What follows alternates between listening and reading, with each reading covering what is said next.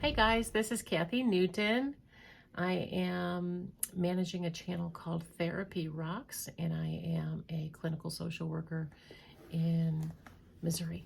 And this channel is all about managing and healing symptoms of complex PTSD and learning to play again.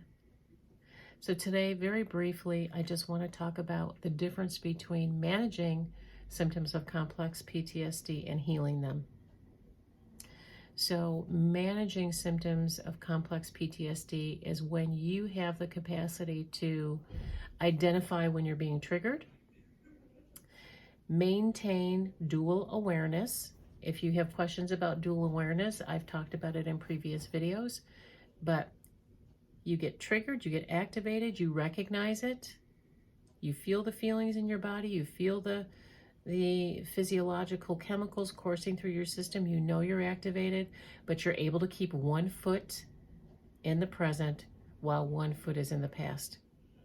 The trigger and the activation take you to the past, you can't help that, but you're still maintaining a grasp on the present. And so you're saying to yourself, I'm really activated right now, and until I can calm myself down and pull myself back into that optimal arousal zone, I'm going to get someplace safe and figure this out.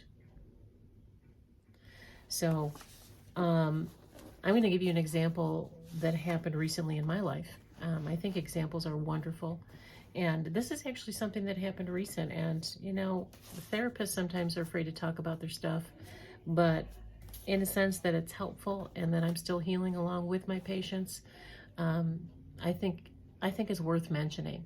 So one day I was real upset because I got home and my husband has his chores. He's retired, so he's lucky. He has his chores, and so one of his chores is to clean up the kitchen and do the dishes. And I got home and he was sitting in the kitchen with a friend, and the kitchen was a complete mess. And so I started to notice that my body was feeling weird, and I started to just clean while trying to be polite to the guest who was sitting at the table. I don't think I pulled it off. So anyway, I was cleaning and trying to interact and noticing and cleaning and noticing and again noticing that something is not going well, Kathy, and you are upset. Now, you know, the obvious thing would be that he didn't do what he was supposed to do, and I was upset about that, but I knew it was bigger than that. So the guest left, and my husband looked at me, and I said, I'm going to go take the dogs for a walk. And he's like, I told you I would take the dogs for a walk. And I'm like, basically, you didn't do anything else. Why would you take the dogs for a walk? So I'm going to punish you by taking the dogs for a walk so you feel bad. Anyway, he decided that he was going to come with me, and I just could not talk for a few minutes. I immediately started praying in my head and calling on the Lord. I just said, Dear Lord, you better get here because I'm going to overreact. I'm going to say things that I don't want to say. And be angry in a way I don't want to be angry. The other thing that I do immediately is, you might think this is crazy for those of you that aren't Christian, these are my tools that I use to manage an emotional flashback. So I called out to the Lord, number one. Number two, I said, in the name of Christ, I choose to forgive John, because that helps calm down that angry part of me. Okay. So then I started to talk. You know, you guys know that when you get activated, sometimes it's hard to continue to talk nicely. So I started to talk and try to help him understand that I didn't think it was very responsible for him to not do his chores first. And I could hear in my head this little voice saying, stop parenting your husband. Stop treating him like a child. Just stop talking. So again, trying to notice and be aware of all this stuff going on in your head. And you guys are thinking, what a silly trigger. But we all have those, but they are always a big deal deep down inside. So he was trying to explain to me that this guy came early and he wasn't expecting me home as early, and I just didn't want to hear any of it. So then I tried to explain to him what I thought the trigger was. And I said, you know, I've been in relationships with people in the past where they've taken advantage of me, where I've had to do all the work. And I just don't like feeling like I'm being taken for granted. And so, you know, he could understand that. We talked some more about that. And it seemed like it was settled that maybe talking about it with him helped reduce my level of anger and agitation, calm that protector part down, calm that teenage part down, and ministered to the child part so that I could calm down. And then the next morning I was still mad. And so I knew it was about more than that. So I just got up, and I was firmly in the dual awareness place. I wasn't going to overreact. I just needed to figure out what this was about. And so I took the dogs for a walk, and I was in the forest, and I just prayed again, and I asked the Lord, show me what this is really about. And what came to mind immediately is I got a download of an image. And it was an image of an apartment that I lived in as a child from the time I was in 6th grade, 7th grade until I graduated. And I just went there.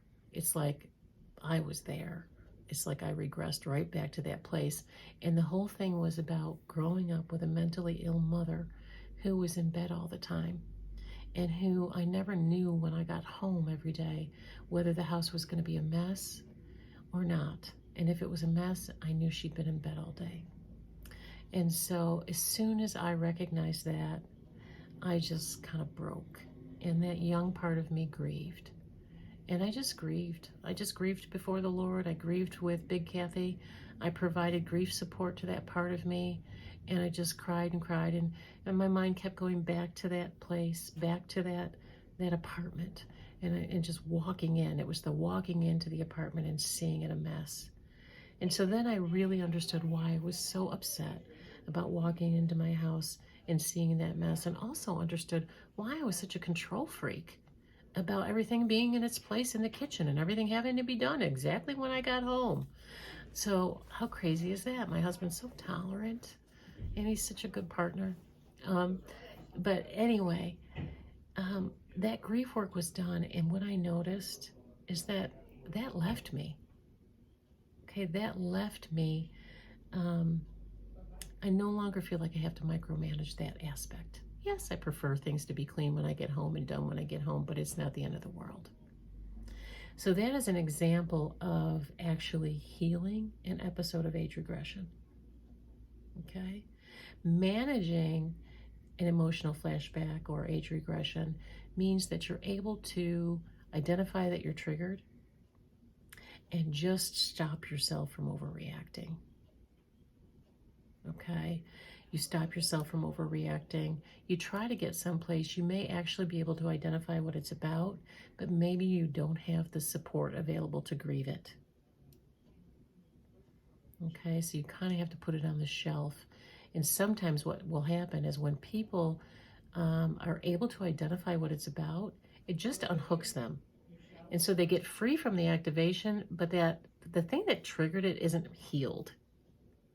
And that's okay, because we have to live and we have to function, and we can't always stop and go for a walk in the woods or any of that. But eventually you want to get to the point where you're actually able to heal it. And that could happen the way it happened for me that day, or it could happen when you identify the fact that you got activated. You might go to your therapist and say, listen, this happened the other day. I got so activated. I think this is what it's about. And then your therapist actually provides EMDR and targets that memory. And then you reprocess it during EMDR. So you see there's different ways to heal things, but there's different levels of healing.